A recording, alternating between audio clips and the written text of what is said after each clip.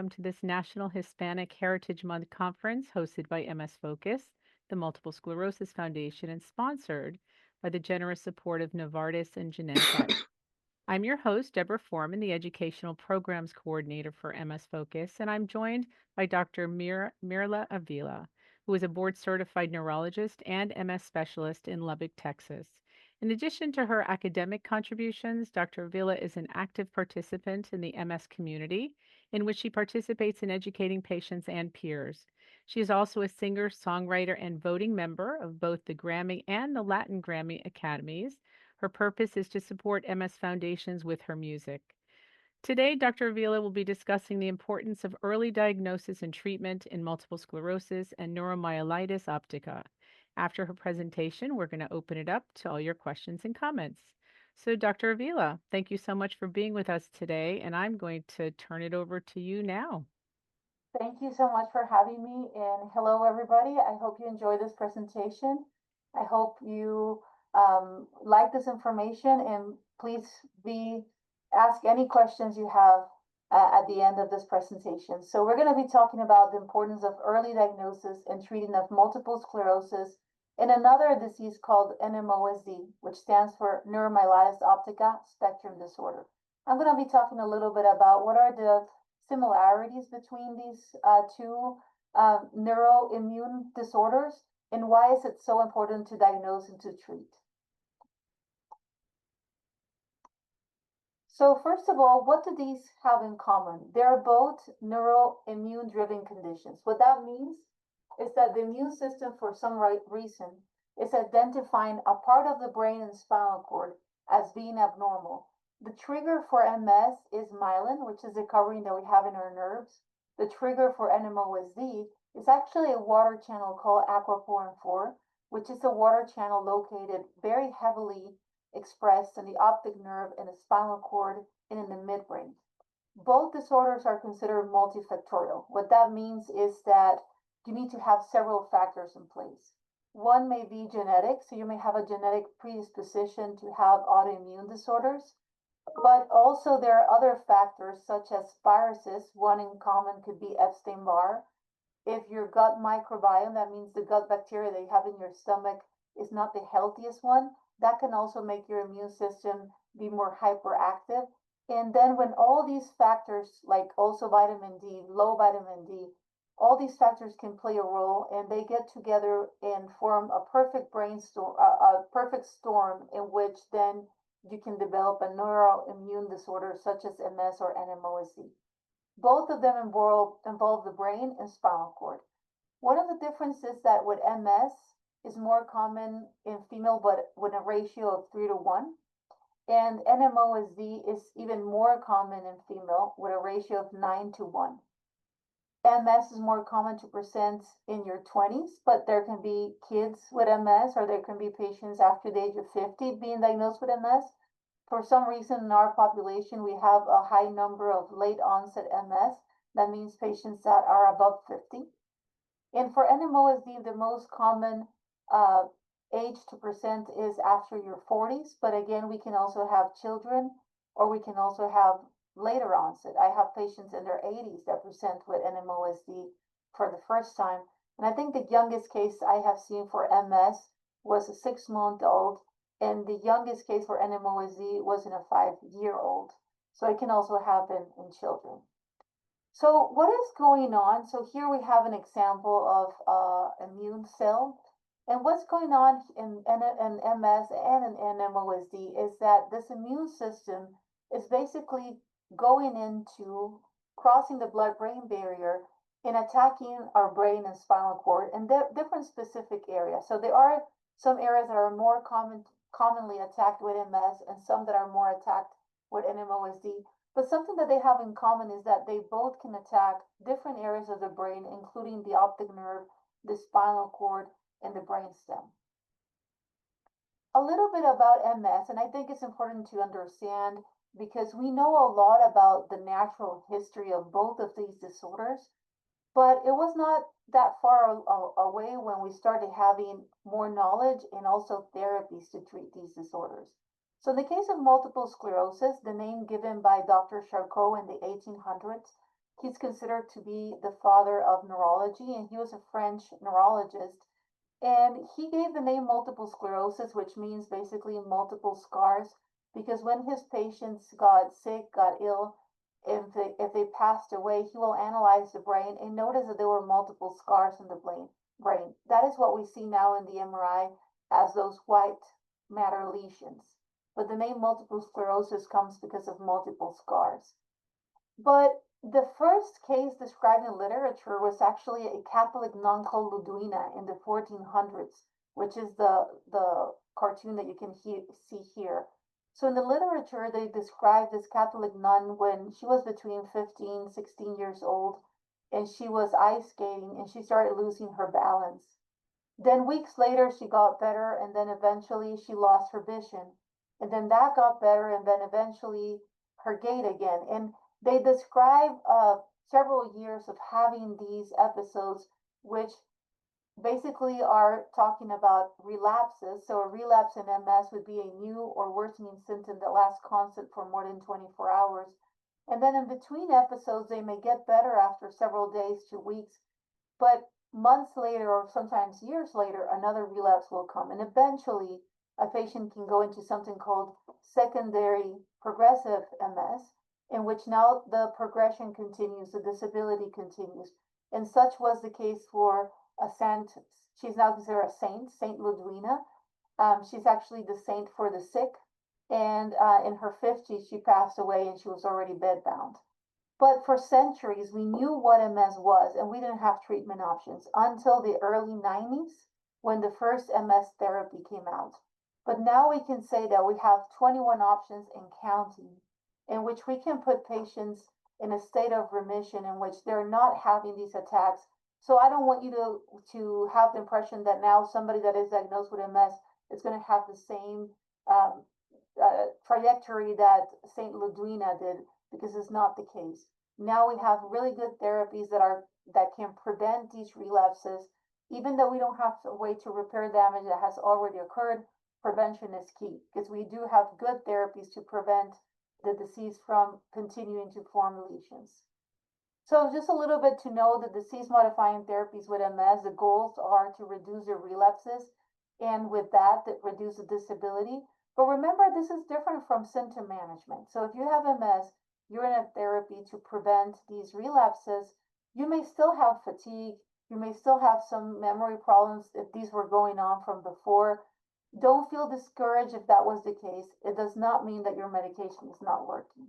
It just means if your MRIs are stable and you're not noticing worsening of your disability or relapses, having more relapses, that means your medication likely is working. Your neurologist will do MRIs to make sure of that, but you may still have symptoms that need to be treated differently.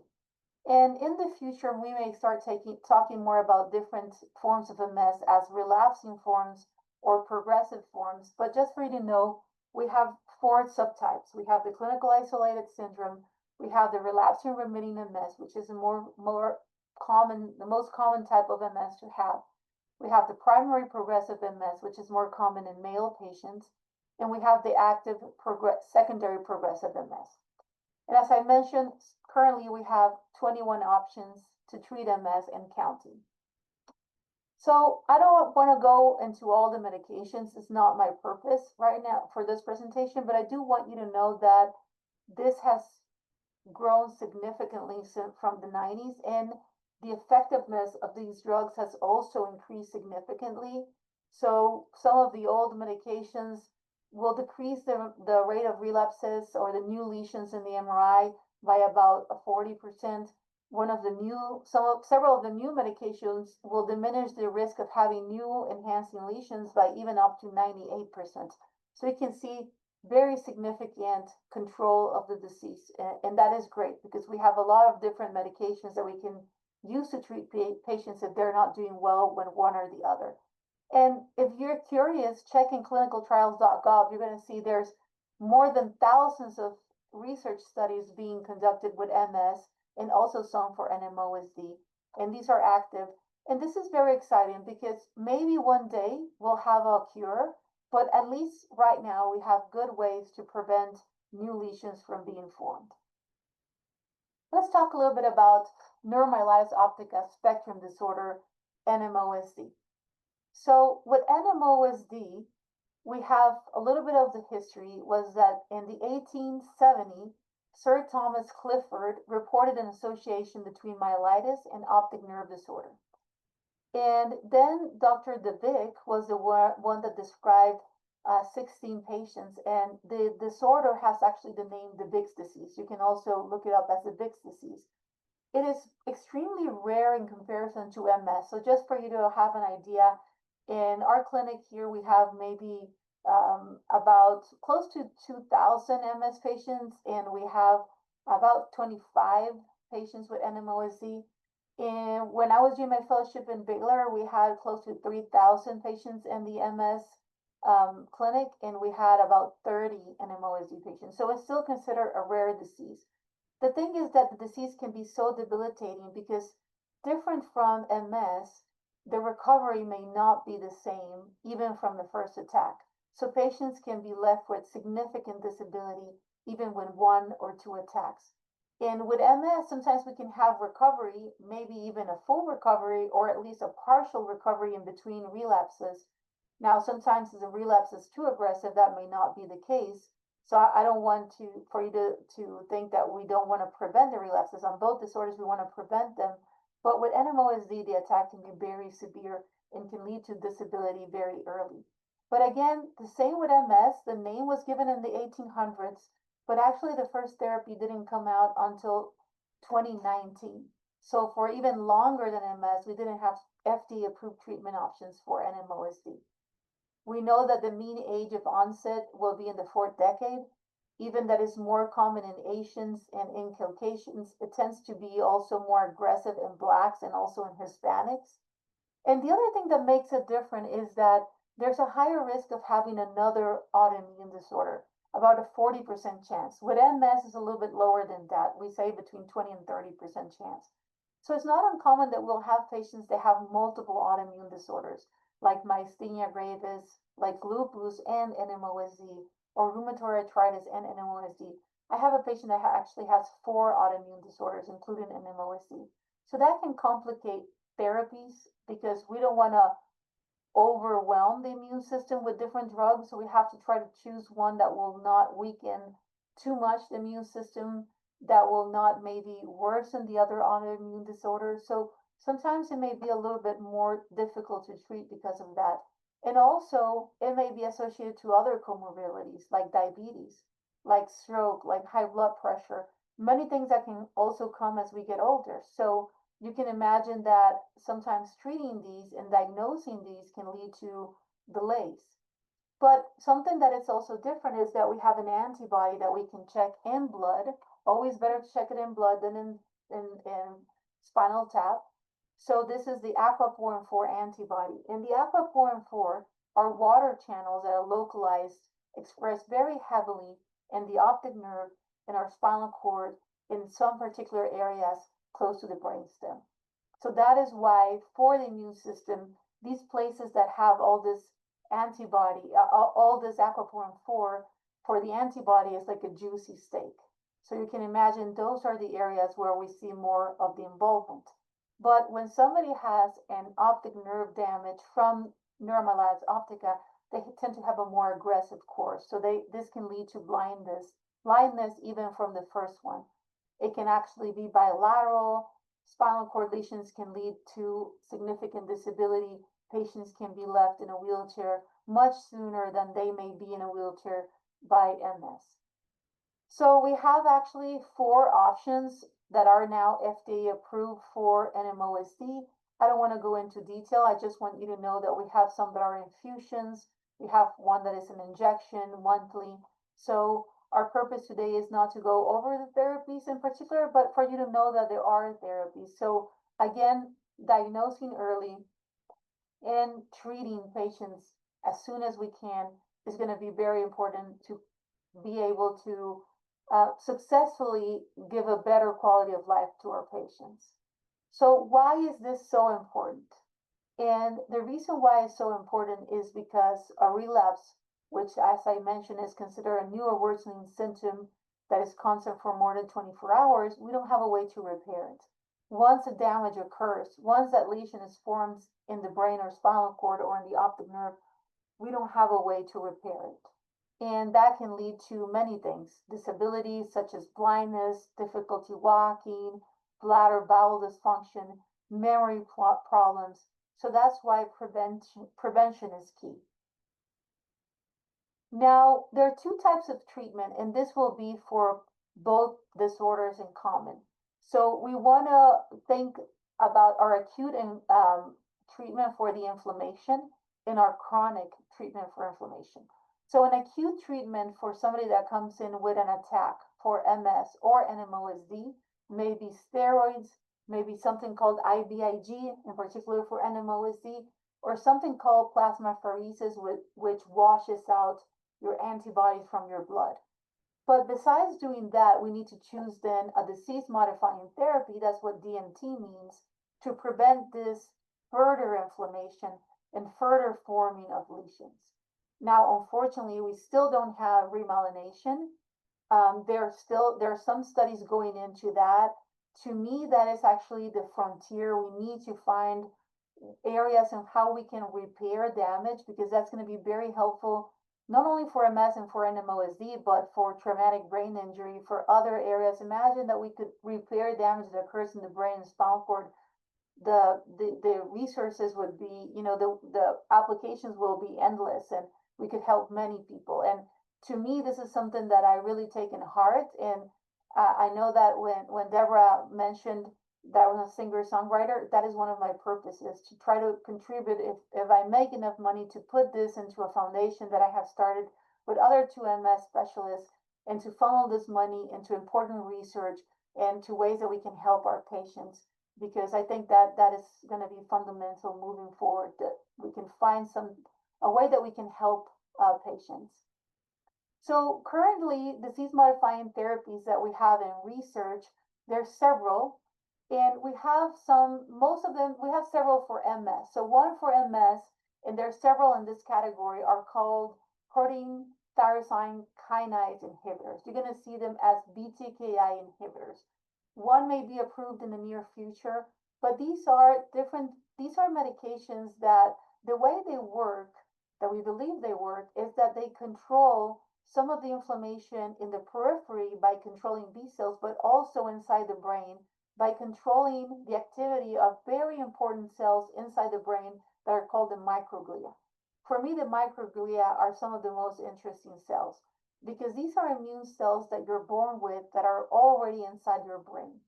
And their function is to be sampling and to be basically improving the area or the homeostasis, we call that medically, which is the networking and the way that your cells interact, basically, and how your hydrogen molecules move, and how your brain is nurtured. So these cells have very important jobs inside the brain. One will be surveillance. If there's something funky, they may chew it up and destroy it. If there's like a bacteria or something wrong going on, they also can help and repair. But for some reason in MS, it seems that once they get activated, they may not deactivate fully.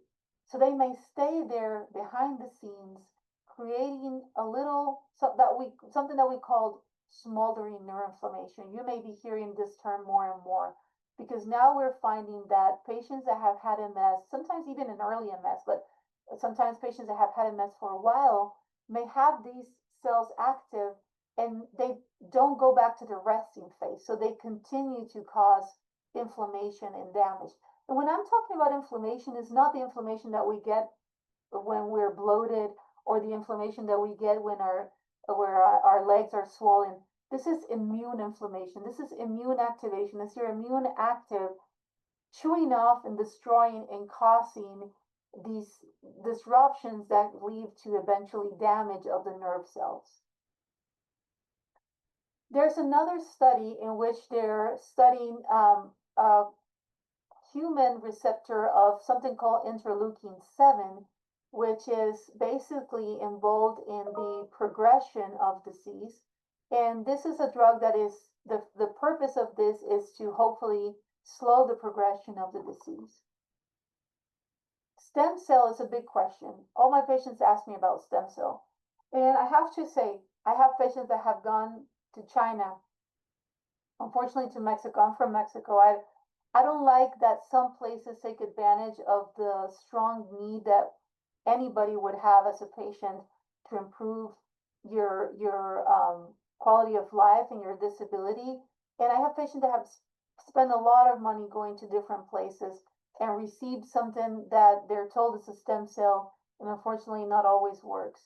I would say always ask what is the protocol, always ask exactly what they're giving you, whichever place you choose to go, before you spend your money.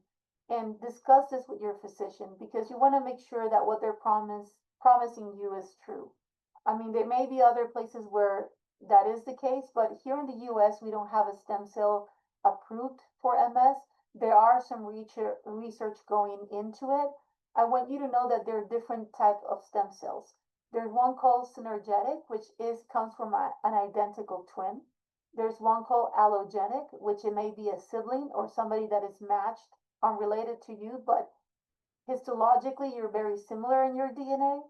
Autologous, which comes from bone marrow of a patient or fat tissue. And embryonic, that comes from a fetal umbilical cord. And what is the stem cell? Why are stem cells so important? Because these are mother cells that, depending how you trigger them, they may convert into whichever cell you need them to convert into. So they can convert into gut cells, they can convert into neurons, they can convert into skin. The difficulty sometimes is that when you put in a stem cell, it doesn't mean that they're going to turn into what you want them to turn. So there has to be some signaling in between. And there's a lot of research going into this. Can this be in the future something promising? Hopefully, yes. But I tell my patients, just take it with a grain of salt. We don't have a cure yet. I wish we had a cure. Honestly, I would love for it to have a cure. And maybe one day we will, but right now we still don't have a cure. But we have ways to prevent damage. So that is why, again, treating early and being on something that is preventing new lesions is so important. So the stem cells that have been studied with what they call the mesenchymal stem cells for regenerative treatment, these are actually given intrathecal. That means inside the CSF, the space that we have inside our brain and spinal cord. These are ongoing for progressive MS, and there's a trial going on in Norway. To evaluate the safety of allogenic umbilical cord in mesenchymal stem cell patients, so this is a study going in Taiwan, and it's IV and intrathecal administration. So again, inside the fluid that we have in our brain and spinal cord, and also IV. And what they're trying to do as an endpoint is to see if there's remyelination, so repair of that myelin, and also axonal repair. What that means is that the axon, which is the nerve ending, if that is being repaired.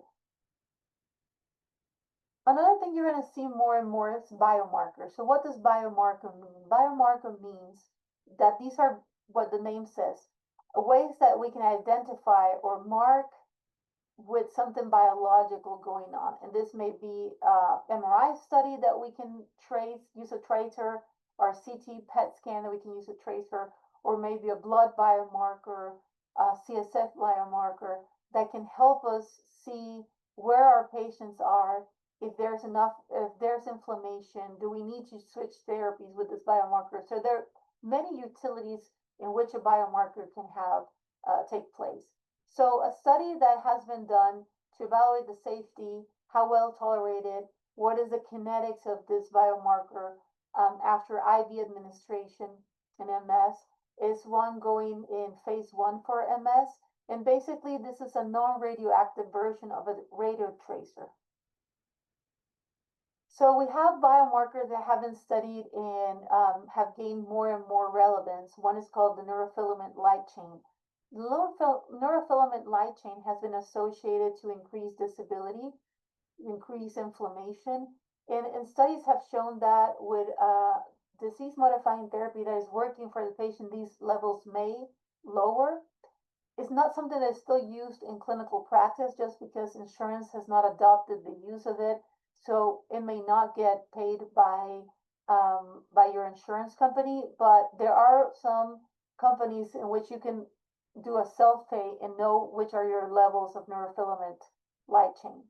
Another one is called semaphorin or semaphore A. This is studied with patients with MS that have significant higher levels of this compared to other neurological disorders. So they're trying to see if this can be a biomarker to differentiate MS from other things that can cause white matter lesions in the brain. Which is important because as neurologists, we get a lot of referrals on patients that have an MRI because maybe they're having headaches or other symptoms, or they were in a car accident. And then they do an MRI and it looks like MS, and it may not be MS. It's just that there are some changes that may be associated to many things. Smoking, high blood pressure, diabetes, headaches can sometimes cause white matter lesions. So having a biomarker in the future that can help us differentiate could be very important.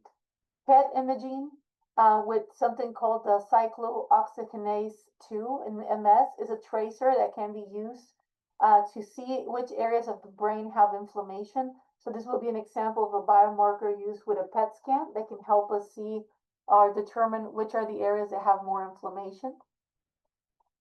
And also we may have some remyelination and demyelination ways to study with something called brain amyloid PET. And this is a study that is being done in Italy. And it indicates of chronic inflammation activity, those smoldering plates that I was mentioning actually, apparent absence of inflammation activity. So if these microglia silent down, go into a resting phase, this can also tell you, okay, maybe this medication is working, and it can help us identify if a patient is in remission. So remyelination, as I said, this is the future. We need remyelination. Unfortunately, we don't have yet something that has been approved for remyelination, but there are several studies that have been going on. So we have one that is trying to study the efficacy of a drug for MS and remyelination, and this is a human antibody, and it's called the anti-RGMA. And this is a repulsive guidance molecule. So it turns out that in our remyelination process, for some reason, the remyelination in our brain and spinal cord is very complicated. There's a lot of steps, and it seems that our body blocks the steps for repair in our brain and spinal cord, and we still don't understand exactly why that happens. But the repair is very different than the repair of a myelin that you lose in the periphery. By the way, myelin in the periphery is very different than your myelin in your central spinal cord and brain. They're completely different. And the reason is because the cells that produce myelin are different in the CNS or the brain than the periphery. So repair is different too. And for some reason it's being blocked in the brain. So they're studying if by using an monoclonal antibody against this molecule can upregulate the injury mechanism and promote remyelination by inhibiting that destruction that is going on. Basically, by inhibiting something that is diminishing the axonal growth. So I know these sounds like complicated words, but what I want to express is that if this works, you may be deblocking that pathway that I was mentioning that gets blocked. Some years ago, there was this molecule called the anti-lingo. I was very excited when I saw the initial studies in mice because these mice, and I was still a fellow, and I was in one of the meetings for the consortium of multiple sclerosis, and they presented this, and I remember seeing the videos. This drug seemed to be something fantastic. These mice were dragging their legs, and they were not moving their tails anymore. And when they were giving the anti-lingo, they started moving again. Unfortunately, when it seems that us humans are more complicated, when they started in humans, it did not meet the endpoint. So unfortunately, this medication is not available to be used. Other things that have been claimed that may promote remyelination, even though there's small studies, have been drugs like the clemastine and metformin, but we don't have clear evidence that that is the case. There's still some ongoing trials in the UK about that. And here we did a few years ago a study with vaginal estriol with a multiple sclerosis. So this was a study that I designed in conjunction with a endocrinologist, Dr. Alan Perry's. And this study was looking at a molecule that is estriol. So estriol is a form of estrogen that is only present when we're pregnant. So it's produced only by the placenta. So what happens is that when we're pregnant, for some reason, MS does very well during pregnancy. It's very rare that we'll see somebody have a relapse during pregnancy. And sometimes we can see evidence of remyelination and repair during pregnancy. So we believe that this may be because of estriol. And Dr. Bosco in California studied also this with oral estriol. We did it with vaginal estriol because from our point of view, the absorption from the vagina was better, did not have to go through the oral liver pathway that diminishes the amount of estriol that gets into the blood. So basically, we were looking at patients that could not get pregnant because they already had their menopause or had a hysterectomy, and they were using this vaginal estriol. If you were one of our patients that participated, thank you so much, because research is very important. All of us have to participate, and I would encourage all ethnicities, Blacks, Hispanics, let's participate more in research, because most of the research we have are coming from whites. And this may be because of mistrust. We're not sure exactly why, but participate because we need to know. This is the way we know and we grow in the medical community. And this is the way that we can have trials and know what are the best treatment options for the different ethnic groups. But we were studying this vaginal estriol, and we were seeing how patients were doing with their MRIs with something called visual low potentials, which measures how long it takes for you to see something and record it in your brain, as well as OCT, which is a type of tomography of the eye. And also we're looking at bladder symptoms. And it turns out that almost all patients had improvement in all of these. It was a small study because COVID hit us, but we still want to do a larger one to look into it. The secondary objective was to evaluate if there was a possible remyelination. And I can tell you, even that it was small, we did see some favorable changes in that visual potential and in the MRI of patients. Now, we're getting into an era in which we're hearing more and more about artificial intelligence. And how can this help the MS community?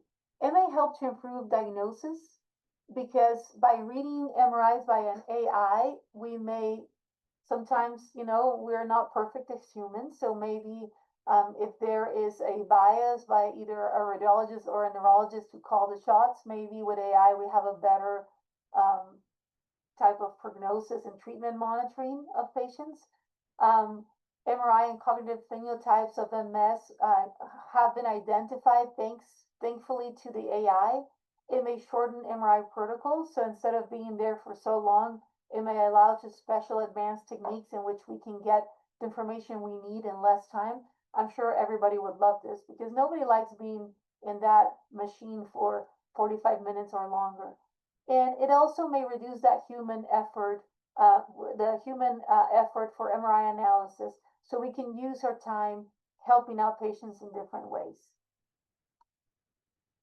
So the key takeaways from today was that diagnosing early and starting treatment in disorders such as multiple sclerosis and neuromyelitis optica spectrum disorder is very important, because that's the only way we can prevent eventually disability, and we can improve the quality of life of our patients.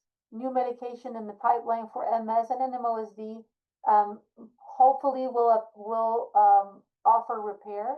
And research may hopefully lead to a cure and treatment for repair damaged myelin. So again, I think it's very important as a MS and NMO community to participate in research. Very important to stay educated. I appreciate you all for being here. And as I said, I'm committed to help the MS community. I'm developing ways to see how else I can help throughout my music. Even designing right now an MS pendant that is a nerve cell with myelin. It's pearl, but I call it myelin. And I'm trying to see how to use that, if I'm able to find somebody to fabricate that for me, for those proceeding to go into remyelination therapies. I think as a community, we all should put all our best to find a cure, hopefully. So I think this was my last slide, and we'll open for any questions or comments. Wonderful. Thank you, thank you, thank you. Can you hear me? Yes, Let's see. You can hear? Hmm. I can hear. I don't know. Okay, Uh, as long as you can hear me, everybody can hear me. I just wanted to make sure. That was wonderful. Absolutely wonderful. Okay, so we are at the point where we can take questions. If you have a question or comment, you can just type it into the Q&A area. Please leave the chat area alone. Let's just concentrate on the Q&A. That's also going to allow you to send your question anonymously if you choose. You can also ask your question live by raising your hand if you'd like. To do so, you just click the raise hand button or just press number 9 if you are on a phone and you're not using a computer. And then I'll just call on you. And of course, at that time, you'll have to unmute your to ask your question. So please, once again, try to stay out of the chat area. It's going to make it a whole lot easier for all of us. So let's start. Hold on. Let's change this. I do have something that came in quite a while ago. Let's see. So I have a couple questions. How can we find a neuro-ophthalmologist that is knowledgeable in early diagnosis of MS in children? Let's start with that one. Depending where you live, there may be a neuro-ophthalmologist.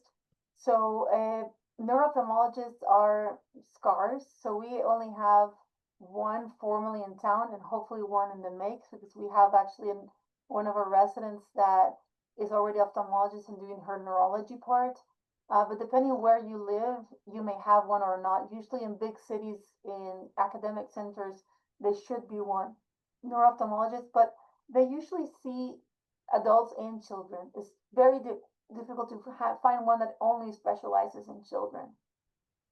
Thank you. And the next question is, most of us started having issues following EBV infection, but most of the pediatricians do not really care about EBV and MS genetic predisposition.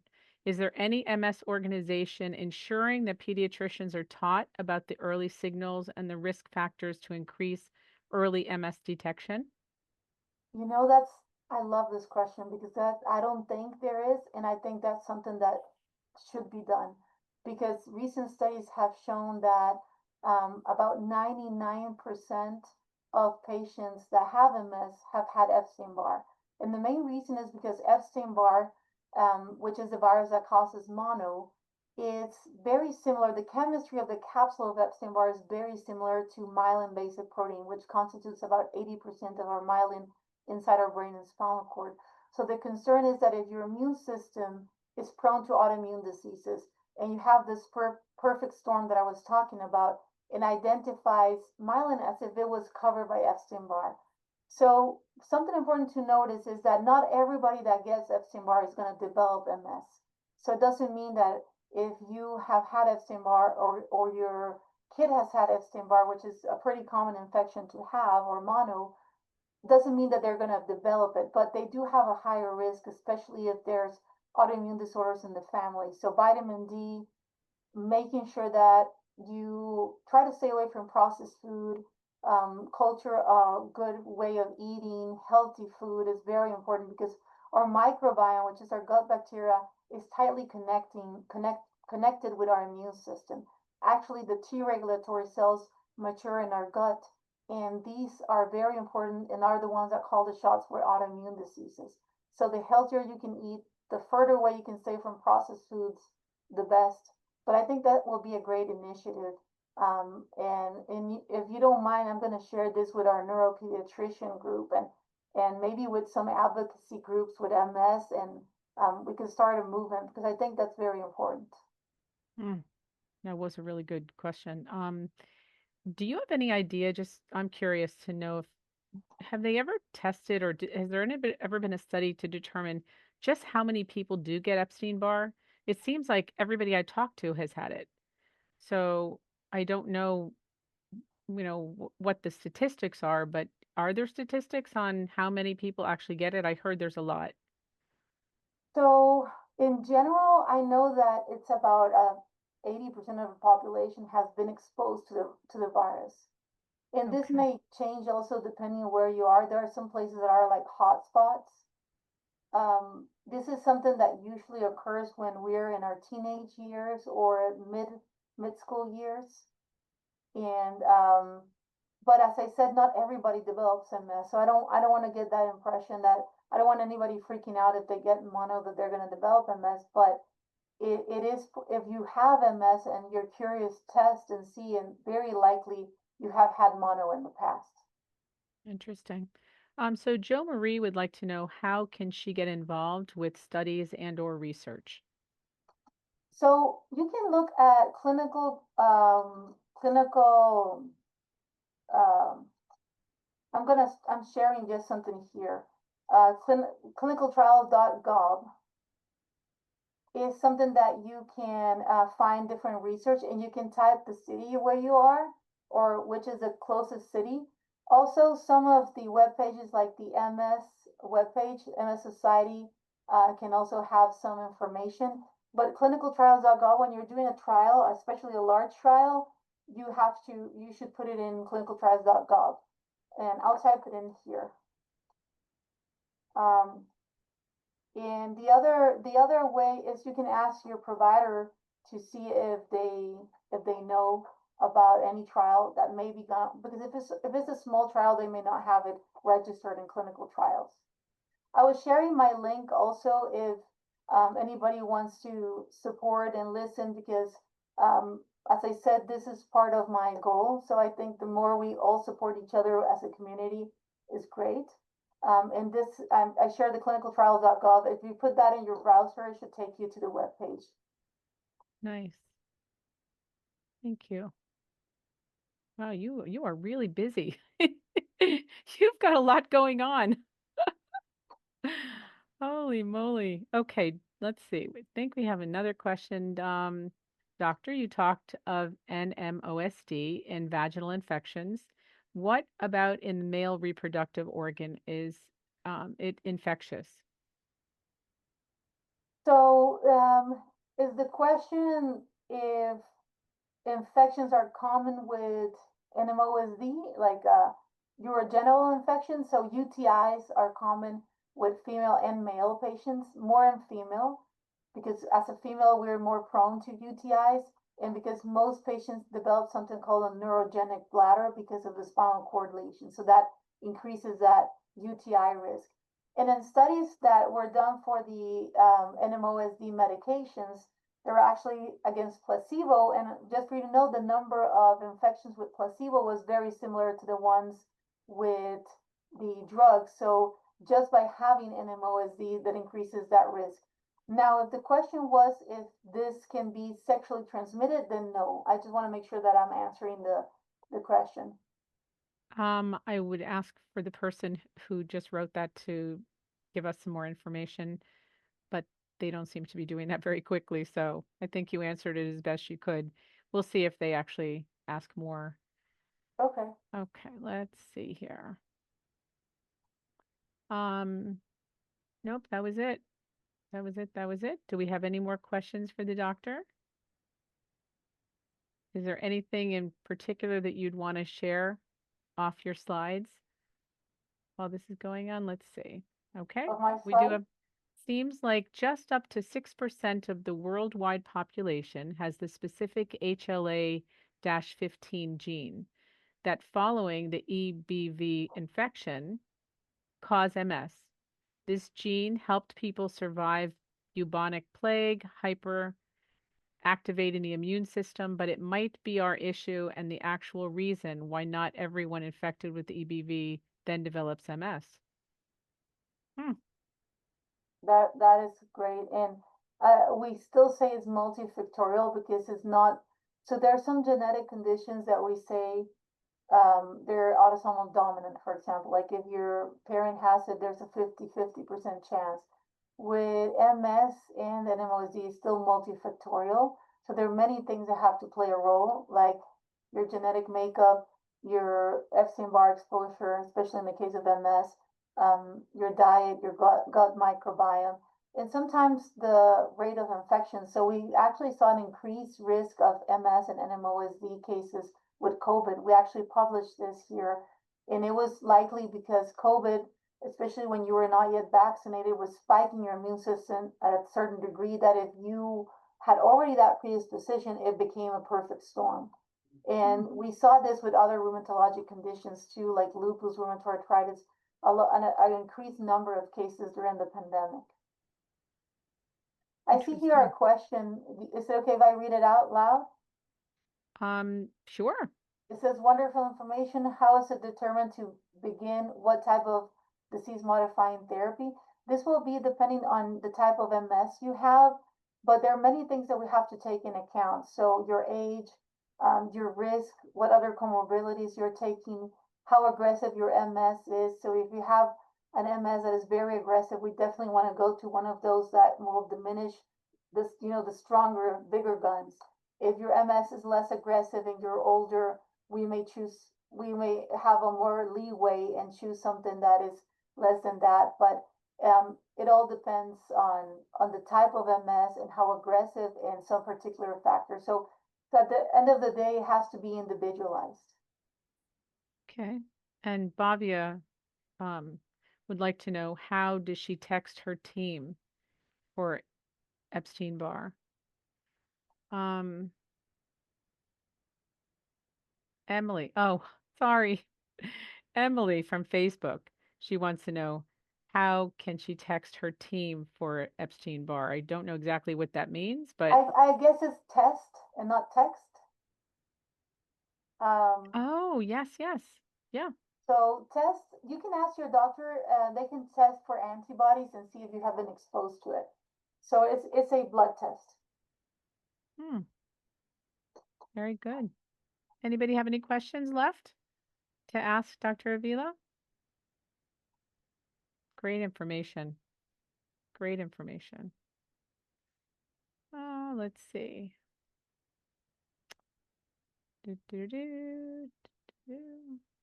No, maybe not. Do you have anything to talk about before we stop?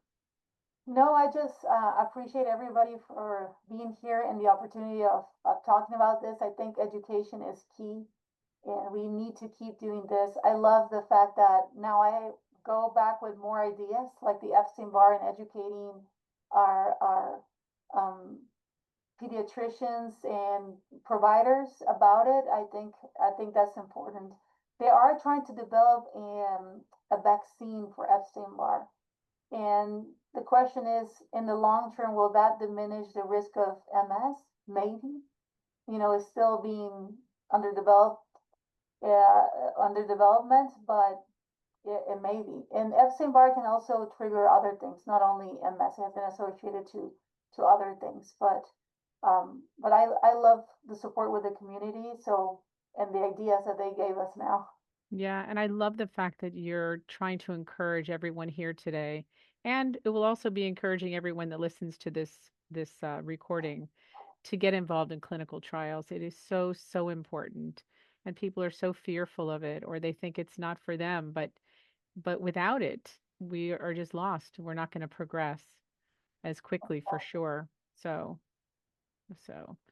anyway, so I guess we are at the end. That does bring us to the end of our time. Our sincere thanks to all of our attendees for your participation, Genentech and Novartis for their generous support, and of course, Dr. Avila for helping us educate the MS community.